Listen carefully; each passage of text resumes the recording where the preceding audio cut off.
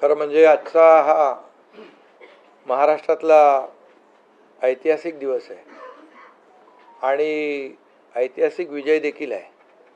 आतापर्यंतच्या अनेक वर्षांच्या निवडणुका आपण पाहिल्या, परंतु ही निवडणूक लोकांच्या हातात घेतली अशा प्रकारची निवडणूक होती. म्हणजे लँडस्लायडिंग जो काही विक्ट्री आपण म्हणतो ऐतिहासिक, म्हणजे याला काय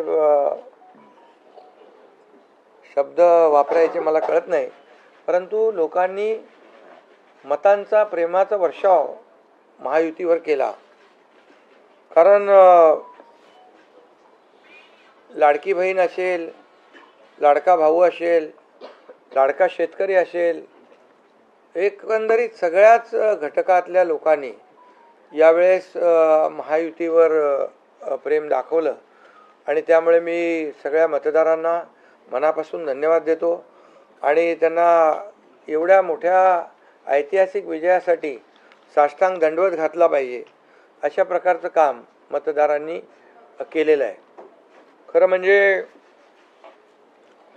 गेल्या 2-2.25 वर्षामध्ये मी देवेंद्रजी, अजितदादा, आम्ही जे काम केलं